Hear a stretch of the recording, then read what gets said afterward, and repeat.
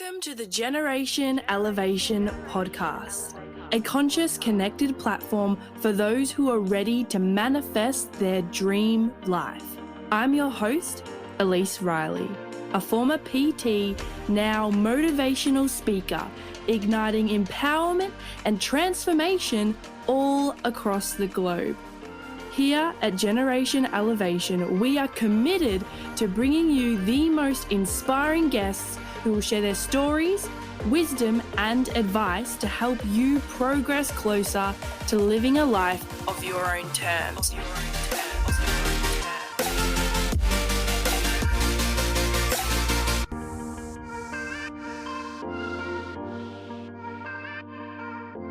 Okay, welcome back everyone to the Generation Elevation podcast. Today I have a super special guest. I say that about everyone. However, this guest I'm really excited to have on the show today. She is a singer, songwriter, and producer of alternative rap inspired pop. She's toured with artists such as WAFIA G FLIP and has played at GROOVE in the Moo festival in Melbourne. She's also a bestie of mine from primary school. And with that said, I would love to introduce the artist Yergurl, Fae Scott. Welcome. Thank you so much for having me. This is so exciting. Yes, I'm so excited to have you on board. It's been a hot minute since we have spoken. It sure has. It's an honor to have you on the show today. Thank you. Thank you. Yoo-hoo! So with all my guests, I start off with a couple of questions. So the first question is, what are you grateful for this week? Ooh, okay. First big one. I was grateful about this morning. Grateful for Mum, all of her help in general. Like our house wouldn't even be furnished without her and stuff like that. So very grateful for Mum today, this week, forever, every damn day. Yes. So just a FYI for those that are listening, Faye's mum, Eva, was like the cool mum in primary school. Like everyone loved Eva. Yeah, I just loved Faye's mum so much. Oh my God, I'm going to have to tell her that. She'll die. So good. And what is one thing that you have learnt this week or this month? Ooh, that's a good question. Oh, actually, I have one. I learnt this yesterday. This is so random. But obviously, I'm basically making music every day. I use Logic. And yesterday, I discovered this new feature on Logic that I had no idea existed with like producer packs, and like some of my favorite producers were on there, and I was so excited. I was basically screaming the house down like, oh my God, I can make songs like these people. So I learned that yesterday. Oh, epic. That's so exciting. So today, with today's podcast, the flow is usually with guests. I get them to share a little bit about their story and how they have gotten to where they are today. And then I think from there, we'll just flow. And I'd love to know about like how you started touring with artists such as G FLIP and WAFIA. That is so cool. Mm-hmm. So let's start with there. So obviously you left to go to Bendigo. So we went to Strathmore North together. Mm-hmm. And then you went to Bendigo Senior. Is that right? Yeah, I went to two high schools in Bendigo Southeast and then Bendigo Senior. Yeah. What was it like going from such like a, I guess you could say like a city school in Strathmore North to then moving to the country? Honestly, it was sort of an easy transition. I feel like I made friends pretty quickly, which was very lucky. I feel like I was, adopted into Bendigo pretty well. But yeah, I loved growing up there. I'm really glad that I did, honestly. I think I would have turned out very differently if I grew up in Melbourne. Like, no hate on Melbourne, but yeah, I'm glad you know the feels. Yeah, definitely. I moved from Strathmore to then Gisborne, so it's kind of not as far but similar. And so tell me a little bit about your high school experience and then how you have formed the identity of Yergurl. Oh, yeah. High school, honestly, I know everyone says they hated high school, but I loved high school. Like, I had a best friend from year 7 to this day. I live with her. So that was so awesome having her all those years. Like, we are just so tight, as you can imagine. Yeah. But yeah, I loved high school. I feel like every year was like a totally different journey, and I had totally different priorities. Obviously, some years were a bit rocky. Year 8 could have gone without year 8, but also I wouldn't be who I am without year 8. So I had a very positive high school experience. But yeah, kind of your girl stuff wasn't really born until year 10 and breaking up with my boyfriend. Mm-hmm. Yeah, so tell me a little bit about that and how like you started getting into singing and creating that identity for yourself. Yeah, so I was always singing since like childhood, but I started sort of writing poems and stuff like that from like year 8 up to year 10, just, you know, dealing with teenage feelings as you do. That was kind of my outlet at the time. Like I always really liked like English and wordy stuff. And that just turned into writing songs. Yeah, when I was going through this like breakup with that boyfriend in year 10. And I mean, I was obsessed with him. I was writing songs about him before we broke up. But yeah, that's sort of like the first song I put on SoundCloud was a song that I wrote about him after I broke up with him. And I mean, that song got no attention. But yeah, I just was experimenting on GarageBand and made a beat. I'm surprised that it, you know, wasn't as terrible as it could have been for like the first beat. I mean, it wasn't the first beat I ever made, but it was like the first song that I wrote with a beat that I made, everything. So that's kind of where it all began. And then just whacked that on SoundCloud for whoever to enjoy my pain, I guess. Yeah, amazing. And then so from there, you just kept creating songs, or how did you get from there to where you are now? So, yep, I was uploading a couple more things to SoundCloud mostly, and then I actually don't know what possessed me or what made me put my music on Triple J Unearthed, but I decided to put a couple songs on there. I'm pretty sure I didn't even have the intention of like having a career in music. I just thought like, oh, you know, I'll put my music out there, and if people like it, then cool, maybe I'll like take it a bit more seriously. But, you know, I put stuff on Triple J Unearthed. It got like no reviews. No one listened to it. Maybe one girl reviewed it and gave it like 3 stars. So ouch. But, and then, yeah, I think I sort of left that alone for ages, maybe like 6 months or something, didn't do anything about it, left those songs on Triple J Unearthed, was putting more stuff on SoundCloud. And then one day I just like refreshed my Triple J Unearthed page, like put all new songs on there. And I think one of them, I think Going Through Changes, they played it on the like online radio. And then I think they played another song, could have been like Boys Think You Look Fresh or something. They played that on the actual radio sometime at night. And I was just like, what the fuck? Like, this is so cool. Like, on the radio? Yeah, on the radio. And then, so I think I made like a business email because, you know, Triple J was somewhat getting involved. And then, yeah, the email started filling up. Like, agents, managers and labels and stuff just started hitting me up. I'm guessing they mostly came from Triple J Unearthed, but I actually think my, like the label that I was with, I think they found me on SoundCloud. I don't know, but yeah, that was sort of how it got to finding a label. And yeah, and then I guess from having a label, that's when sort of everything changed. Like having those connections to like real, like legit industry people, they hooked me up with a lot of stuff. So very grateful for that opportunity. Feel very lucky. Wow. And because I remember watching your stories, and just one day popped up that you were going to be on the radio, and I remember being in my car and I was like, yes, I'm going to listen. Like at that time, it was like the first time that you were ever on the radio. I think, yeah, like you said, it was late at night. Yeah. This is so cool. Like what was that feeling just of hearing your song playing on a like radio in Australia? It just didn't feel real. It was just one of those moments that it was over so fast. I was like, there's no way that just happened to me. Obviously, like I'm also like a very aspirational person. So it's like, I'm not satisfied unless I'm like kicking the biggest goals. So like part of me was like, it's just like the late at night, like whatever, but still like it just didn't feel real. Like, but damn, it was real. Look, here we are now. It was real. Yeah, exactly. And so when was that?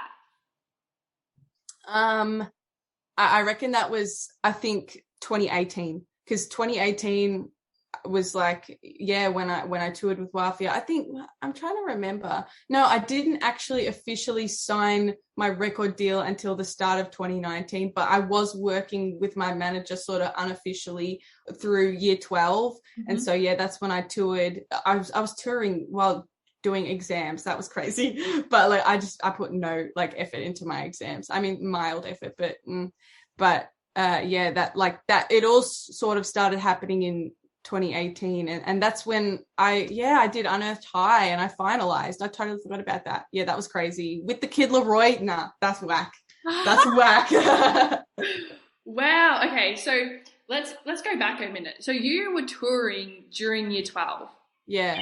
Through high school. What was that experience like for you? Obviously, you had went from just creating a song that got like a 3-star review on Triple J and nothing on SoundCloud, right? To then touring. What was that like for, I guess, people in your life, like your friends or people at school? And then also like you're going through studying and figuring out what you want to do with your life, really. Like, how'd that shape you and who you are today?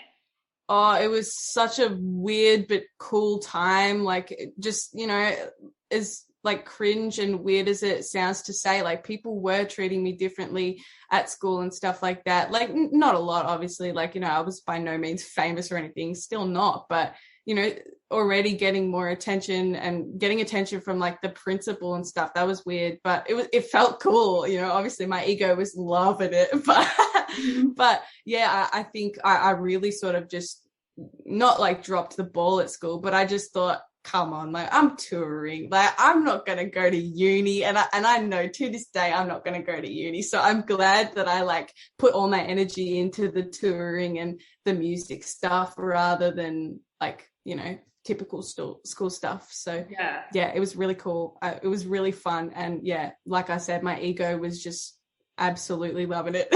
Yeah. And so especially being so young and then having all this attention, and like you said, your ego was loving it, right?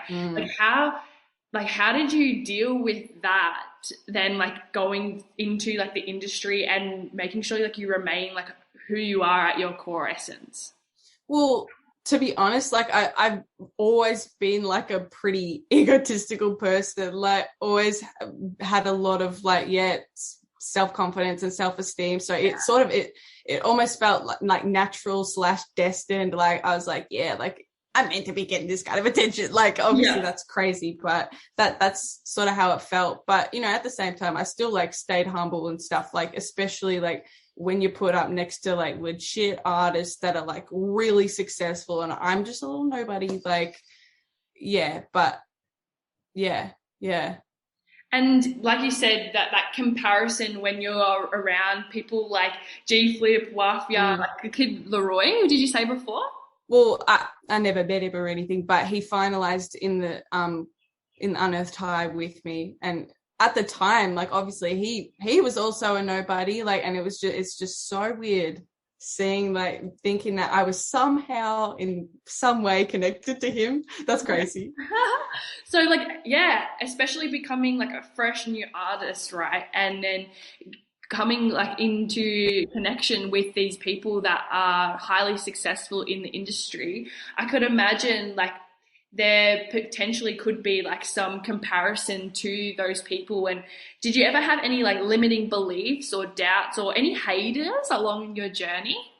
I think like, if anything, I think I majority of the time found it really inspiring and motivating seeing these successful people, because I'm a really competitive person. So I was like, well, now I've got to get up on their level, like, I'm raring to go and everything. But yeah, I think I definitely felt insecure mostly about like live performance related stuff. Like they would have these really great setups, got a lot of money put into it.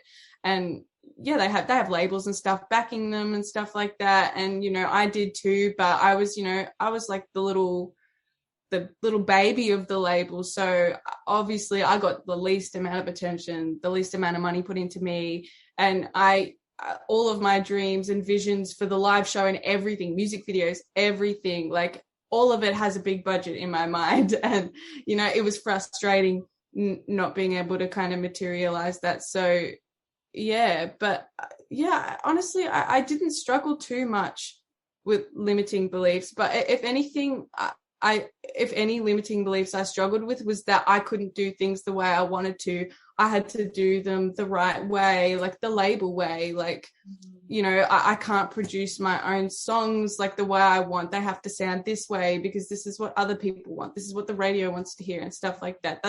And, you know, I still probably struggle with that now, feeling like I'm doing everything the wrong way, when I believe at the end of the day, what matters is just how the freaking song sounds at the end. It doesn't matter how you got there. It's just, is the song good? That's what matters. Yeah, and I could imagine there would be a few people listening to this as well and having musical talent too, and potentially comparing their self to what artists that are on the radio and things like that sound like, and they potentially may sound different. And how do you keep like your uniqueness when creating your music? I think it's important to focus on the fun of it and focus on the feeling of it. Like when you make music, are you enjoying the process? Are you enjoying the way it sounds? It's, you know, I make music because of the feelings that wash over me. That's why I listen to music, for kind of the way, yeah, music makes me feel and how it's like a performance enhancement. Like it just elevates like your emotions and stuff like that. And that's what I find super inspiring. And I just think that needs to be the focal point, like in terms of like radio play and just being palatable to other people is not important, because I believe that when you're being authentic, that's when you will attract like authentic fans and people who are like genuinely on your wavelength and genuinely get what you're doing. So I just think like the ultimate like thing in life, not just music, is like authenticity. Like it's just important, and you can't go wrong being authentic, in my opinion. I love that you said that, because I feel like that principle can apply to any career that you're in, like that authenticity and making sure that you're doing the things that make you feel good. Because when you do that, then like you will attract your people. Like your people are out there waiting for you to show up and be seen and embrace that part of you. Yeah, and like imagine, you know, that there's people out there probably dying to come across, like, I'm just going to say an influencer because I can't think of something else. You know, there's probably people dying to come across an influencer that they relate to, because, you know, a lot of them are just really like sterile and clean and stuff like that. And yeah, like the more authentic you are, the more relatable you are and everything. And you just bring about more connection in your life being authentic. And then on top of that, it's all genuine connection. That's what matters. Yeah, for sure. And there's so many people out there in the world. Like if you like this music, for example, then there's going to be thousands and thousands and thousands of other people that also enjoy that too. They're just waiting for you to step into your power and to show up. Exactly. Yeah. And, you know, even as someone who obviously not only makes music, but listens to music, I feel like I have very specific tastes, and I found it hard to find music that I really liked or that inspired me. So when I do, it's like, it's so special because, you know, I kind of like weird music, you know, I like a little normal music too, but I like have a special kind of appreciation for weird music. And, you know, I couldn't find that for ages, and especially not in Australia either. Like, I don't know. I've struggled to find Australian musicians that I just connect with on a different level, but I have found some now. But yeah, like, and so I feel like I hope that I can be like that artist for somebody, like that someone was just waiting for music that just like hit them differently, because you can tell that it's like, it's all me. Yeah, I'm hoping I can be that for someone, because I know how satisfying that feeling is as a listener. Yeah, definitely. I definitely think that you have been able to do that with the impact that you've made so far. So I'm excited to see like where you take this journey in the next following years. It's going to be amazing. I'd love to talk about like performing live. Like you said, you've toured with WAFIA, with G FLIP, you've played at Groove in the Moo. What's it like playing on like those types of stages? Oh, yeah, it's an interesting feeling. I think for the most part, I just have to like sort of turn my brain off, go like no thoughts, head empty, just full performer mode. Like I'm literally not even processing thoughts right now. I'm just moving my body and moving my mouth, and I try not to think about it. It's kind of lame in that sense that, you know, sometimes it's kind of hard to reflect upon a performance and be like, what did I even feel up there? Like nothing, because I was just so focused on performing that I almost wasn't present in a way. But sometimes I think in those moments where I have to like stop between a song and talk, that's like my weakness, because that's when, you know, I start to kind of come back to realization of what I'm doing, and then, you know, I get really awkward. But, you know, like, I think I haven't performed in quite a while, but I'm really excited to, because I think my attitudes and just, you know, my confidence has grown and my attitudes have changed, and I feel like more supported in general. And I think now that I'm also really happy with my new music that I've made recently, like I'm really excited to share that. And, you know, I kind of see performing like a bit of an energy exchange. Like, you know, I'm up there, I'm giving energy, but I'm also being fueled by like the crowd's energy. It's really cool. Yes, it's like a process of giving and receiving. Yeah, that's amazing. And could you say that potentially that you are so present out on stage that you have no thoughts, and that's why you are so clear? You don't have to think about anything?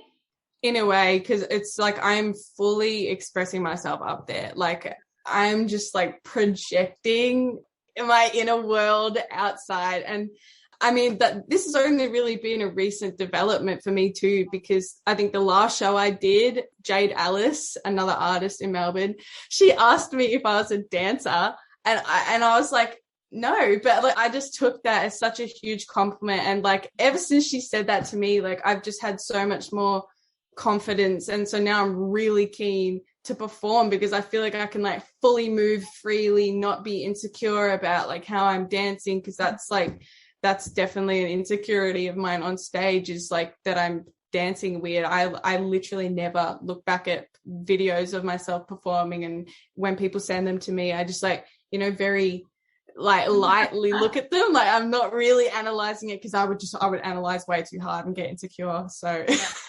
Yeah. And it's like the fact that you are up on stage though, like performing in front of that many people, to think that like you're worried about looking back on that and then feeling insecure. Like the fact that you're up there and just being like, you know what, like fuck it, I'm just gonna be myself, and give that energy and receive like the love and appreciation from all those people. I think that's pretty amazing. And I would love to know, like, what's your prep going onto stage? Like, how do you clear your mind, per se?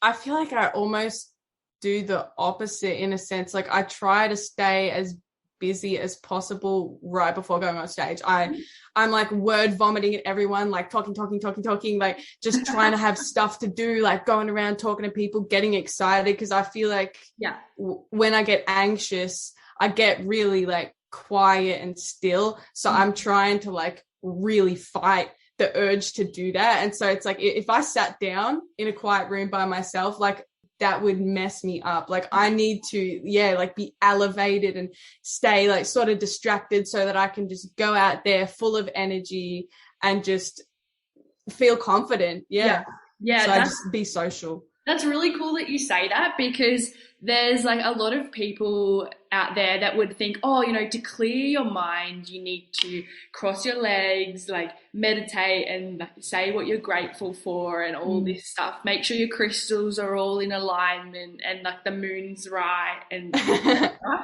whereas you've said the complete opposite, which I love, because there'd be so many other people out there that is not for. Like meditation and like being present in your body isn't just like sitting still and in a room by yourself. And a lot of people think that is what it is, and it's such a box that can confine people such as yourself. Like if I said, Faye, you need to meditate and clear your mind before a show, here's what you've got to do, and put you in a box, like imagine how you would perform versus getting you to do your type of meditation, which is like engaging with everyone else's energy and like feeding off that, and like you said, giving and receiving and getting hyped up before a show. Like imagine like what your performance would be like in contrast to that. Oh yeah, no, I would imagine it would not be good. Like yeah, I would just feel really stuck. Like I feel like I need to like express the nervous energy, and if I just like kept it to myself, I would just be like paralyzed with thoughts and just stuck energy. Like it would not be good. Yeah, I feel I can resonate with that entirely, because I'm the same. Like sometimes when I'm at home, I like to meditate and sit still and do that kind of thing. However, when I'm about to go speak on stage or do like a sort of like a presentation or a seminar, I like to do the same thing. Like I like to talk to people. I like to get hyped up and excited, because like that, even though that nervous energy feels like nervousness, like nervousness is the same feeling as excitement. So like when we have all that energy in your body, it's like it needs somewhere to go. And that's why like potentially when people get up on stage or like have to do a presentation, they get so shaky. It's because there's so much energy in your body. You just need somewhere to go. And like moving around before you do something like Groove in the Moo and get up on stage and sing, like having that and that energy to go somewhere beforehand, you can just get it all out so you can be completely present when you're up on stage. Yeah, I'm so glad you relate, because I feel like every other person I know that has to do stuff like what we do, like go on stage and stuff, they're the kind of people that need to be quiet and still before they go on, whereas I definitely need to like filter out all of the energy so that I can kind of be centered. It's just like it's mess, and it's like I need to get it out. Yeah, I can resonate with that. And for those that are listening, you've probably heard the saying, if you're in your head, you're dead. And that's why it was really interesting when you said, I just don't think when I'm up on stage, I just let my body do my thing, like do its thing. I thought that was really cool, because if you started to think about the words that you had to sing, or think about your dancing, or think about the way you sounded, then it probably wouldn't be a true like expression of you. Yeah, exactly. Like I think, I feel like this kind of goes for anybody in every circumstance. Like even just think about, when you're alone in your room and you're dancing or whatever, and you're just letting it all flow and you're just having the time of your life. Like you were not thinking about it. You were just doing it. You were just moving. And I feel like, I just click into the same kind of mode of like pretending that I'm just in my room doing it, So no one's watching. Yeah, well, exactly. It's like that saying, just pretend everyone out there is naked, and it's not take it less seriously. Yeah. Yeah, 100%. So good. And what are like the main lessons or key like learnings you have really embodied since performing with like those like really big artists? Well, definitely kind of like I mentioned before, like who cares what other people are doing? Who cares like whether they have a drummer or whatever? Like you don't need that. You just need to do what you want, what's authentic to you, what expresses your vision. Like who cares? Like, and who cares about people judging it or thinking that, oh, like this is not professional because you don't have this or whatever. Like that's not my vibe. That's just not my vibe. So generally, like the main lesson across all of this music stuff for me has just been staying true to what I want. Who cares what other people want? And if I want something, fight for it and do not compromise. Obviously, you got to compromise a little bit sometimes, but, and, especially if someone has like a good reason to want me to compromise and thinks that it'll elevate me, then yeah, like, you know, I'm definitely open to it. But there's been a lot of things, like especially creative decisions in the past, that I let someone else influence it or change my mind, and I regret it now. So yeah, I'm really focusing on doing things sort of my way or the highway this time around. And, you know, so far it's working in my favor. So I'm really glad. That's a big one though. Yeah, that's amazing. And in regards to like you said, following your intuition with what is best for you and your path, like what advice would you give to someone that is potentially like wanting to follow like their dreams and goals, with whether that be starting out in the music industry or potentially like their own career that may be different to going to uni and the classic system of society's version of success? Like, what would be your advice to those people that are being put in boxes but aren't made for the box? Yeah, well, it's hard because I feel like, you know, sometimes the only reason that I've had the privilege of being able to do this is because of like my amazing support network, like my family and stuff like that. And I know for certain I wouldn't be able to do this without them. So I think, you know, having a support network is important. Obviously, you know, it feels hard to sort of say that like it's advice, because, you know, sometimes you can't control whether your family is supportive or whether you have supportive friends and stuff like that. But, you know, I mean, I guess I could turn that into advice by saying, you know, try to find people on a similar wavelength, doing a similar thing, that can A, give you advice, B, support you, and just, you know, like they know what you're going through and stuff like that. I think that's super helpful. And I honestly, like, I'm surprised that I haven't done that more. Like I don't really like talk to other musicians and like about a music career, even when I want to, because I'm just shy. But like, or like I'm too awkward to.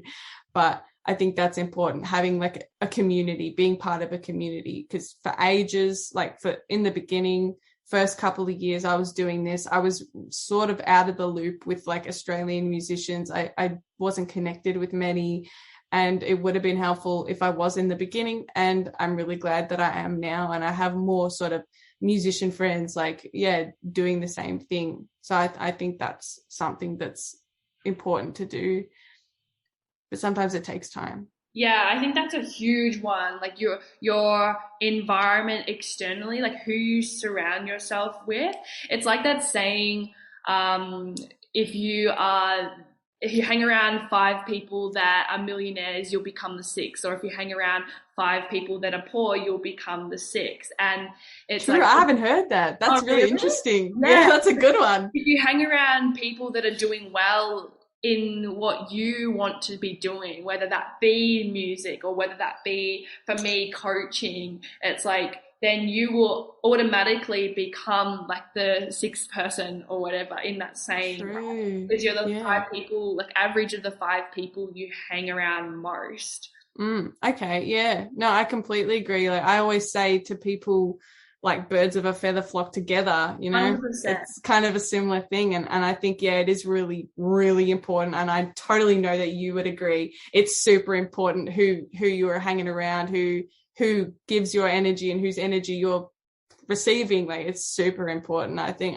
you know, if people don't prioritize it enough, or their priorities are sort of in the wrong places and stuff like that. Like you just need to focus on people's vibes, and are they uplifting you? Do they make you feel better about yourself, etc.? Like it's majorly important. Yeah, I could imagine, especially like with what you are doing and creating success in the music industry, like being around people that are supporting you, whether that be your family, whether it be your colleagues, whether it be your friends, making sure that you leave them feeling good. Like you said, trusting what makes you feel good with career, but also in your external environment also. Mm-hmm. Yeah. And, you know, a career like a music career is like, it's a lifestyle, you know, every aspect of your life is totally affected by it. So it goes beyond just the music career itself.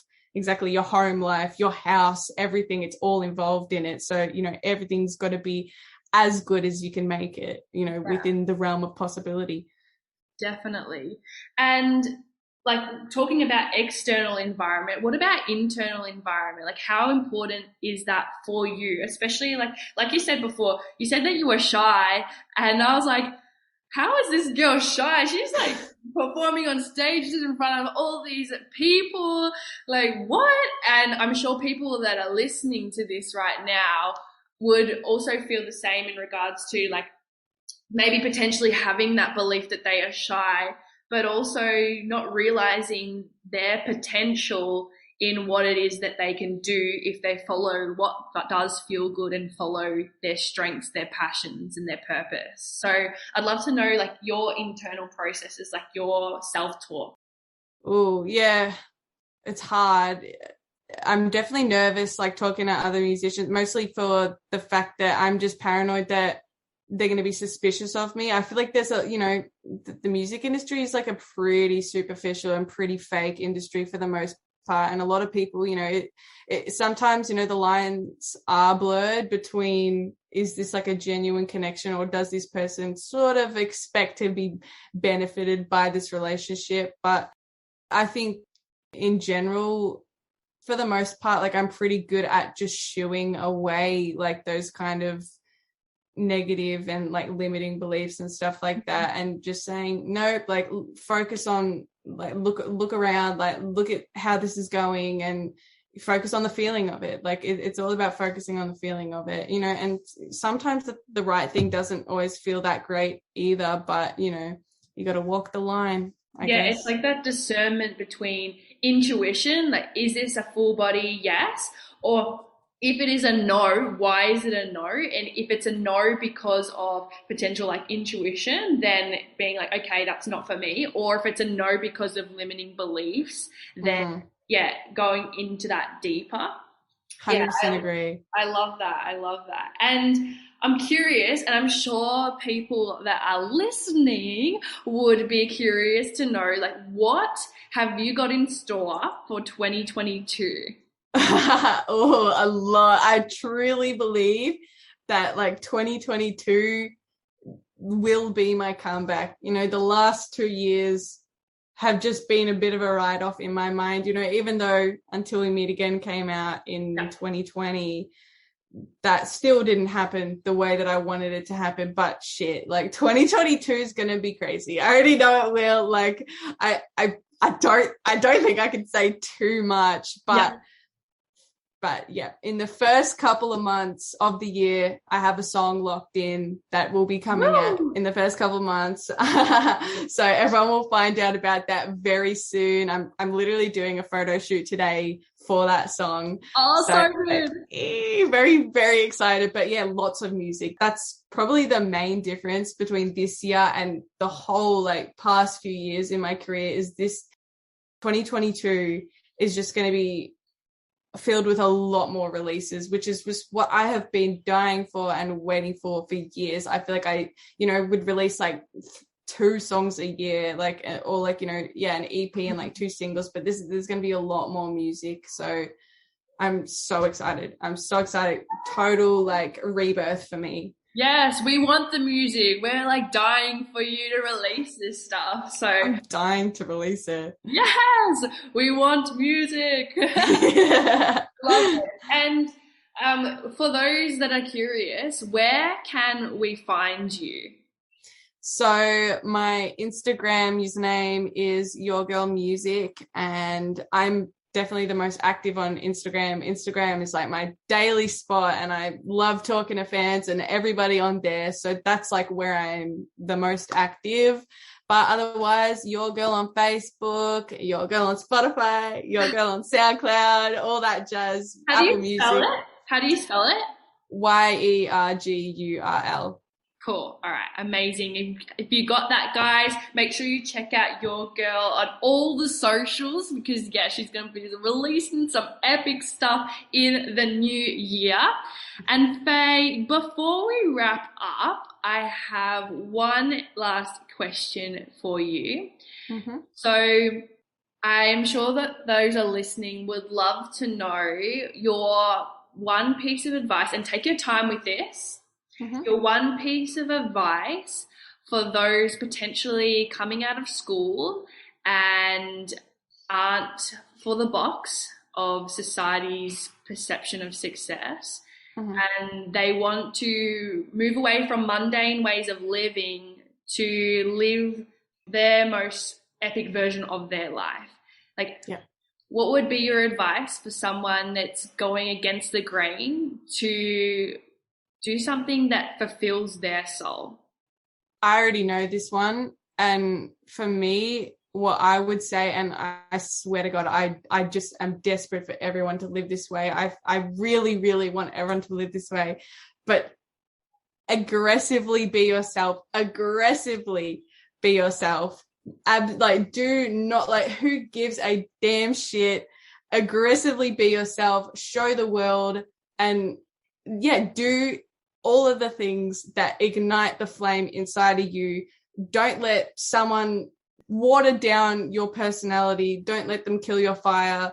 Your life will just be full of regret if you don't aggressively be yourself and follow your internal flame, follow your soul's calling, and just surround yourself with people who are here for you. They don't have to get it. They don't have to be doing the same thing. But as long as they, are going to be a supportive person who's going to be in your life and be a positive influence, that's what matters. Aggressively be yourself, period. Woo! That was epic! Yes! Whoa! That came out of wow. Full right now. Well, thank you so much for jumping on Generation Elevation today, Faye. It's been a pleasure to have you, and I'm so looking forward to your new music in 2022.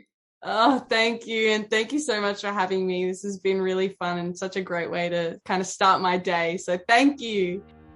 Thank you for being a part of the Generation Elevation community. If you enjoyed today's episode, make sure to leave a 5-star rating, written review, share, and tag me on Instagram at elise.riley. Until next time, keep loving, keep learning, and keep rising.